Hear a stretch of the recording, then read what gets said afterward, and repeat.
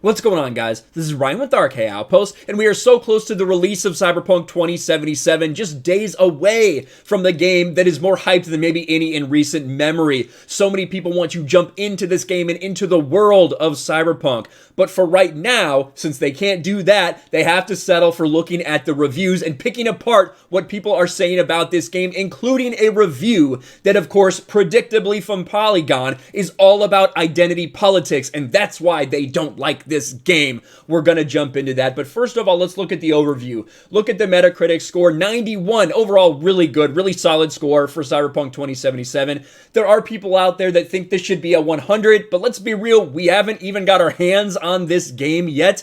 There's obviously a lot of goodwill for CD Projekt Red. There's a lot of hype for Cyberpunk, but at the end of the day, we don't really know too much about this game. CDPR has kept things very tight to the vest in regards to this game and what they've allowed anyone to witness, because they want to wait for the actual impressions from the players themselves. We'll see if that works out from them in the long run. But as you can see, 43 critic reviews.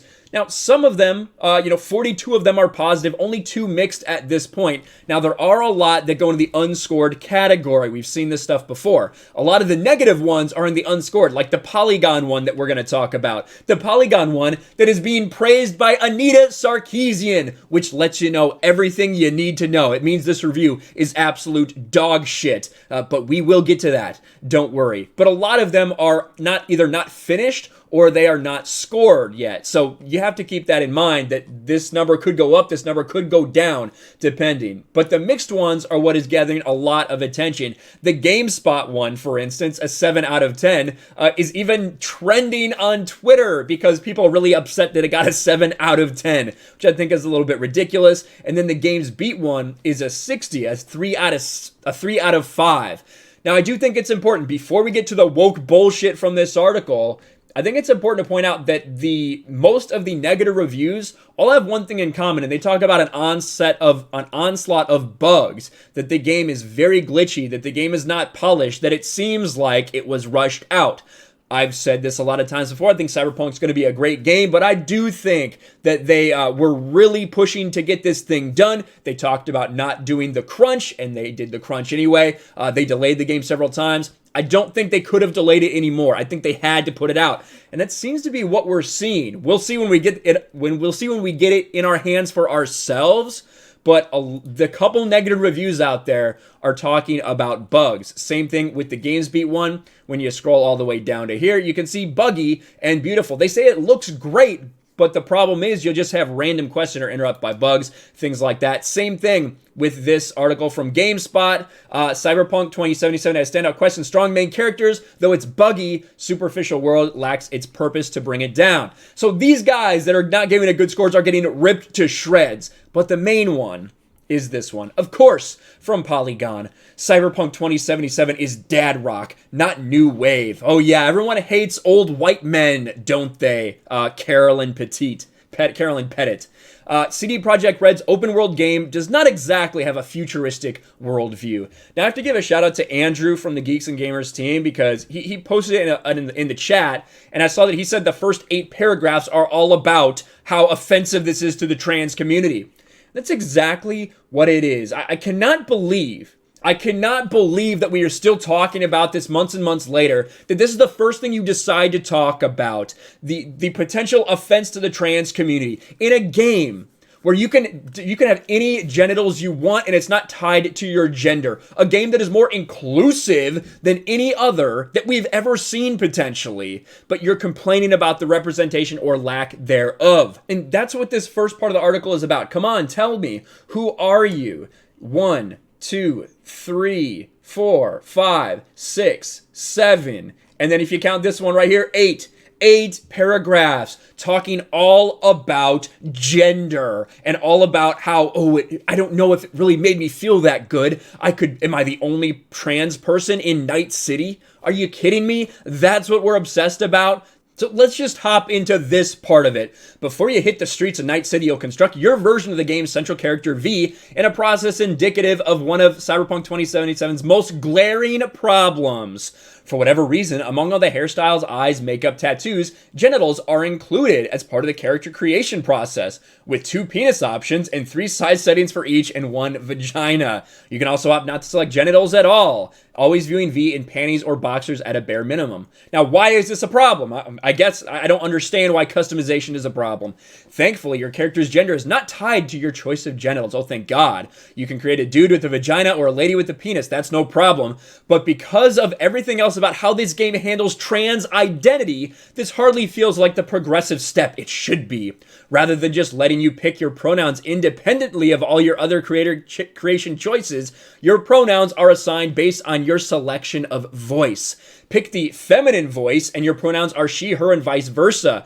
There are no non-binary pronoun options. Oh my God! No they, them in this. So we will let you create basically the closest thing. You literally can do whatever you fucking want to this character, but they don't have the pronouns that I want. It's tied to their voice. My God, please give this game a bad review now. That's what we have going on here.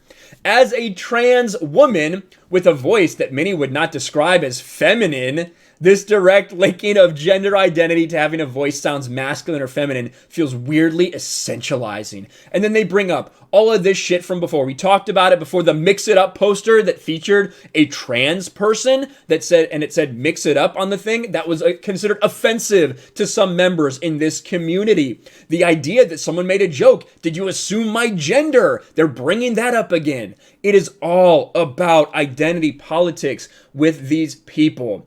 I could have forgiven it for the rest if the rest of the game took strides to humanize trans identities, but boy, it sure doesn't. Ubiquitous throughout Night City are ads for a beverage called Chromanicure that features a female coded model with a penis visible through the skin-tight clothing, like we've talked about before. We're not going to spend too much time on that. Look at all of this, all about gender, all about her experience as a trans woman and why she doesn't like this game.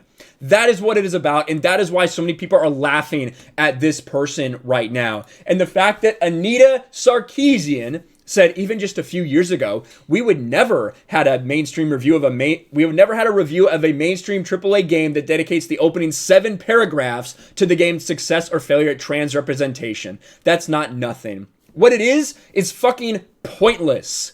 That is so stupid that the idea that you were praising that. Nothing about the gameplay, nothing about the immersive experience, nothing about the technology. No, instead you're talking about your gender identity and how it made you feel when you played this game. And to be honest, I think it's laughable. I think that there are going to be some reviews that come out, like we said, that focus on some meat when it comes to the bugs. I think that is going to be what more people talk about when you actually hear negative things about this game than any other. But we have seen over the past couple of days, Yellow Flash has made a couple videos all about this right here, Reset Era Takes. It is just a thread of melting down, people banning people, all of these things if they dare question the fact that Cyberpunk 2077 is so-called transphobic. You have threads like this person, like a literal like 30 tweet thread about how it's not okay to play Cyberpunk if you consider yourself an ally.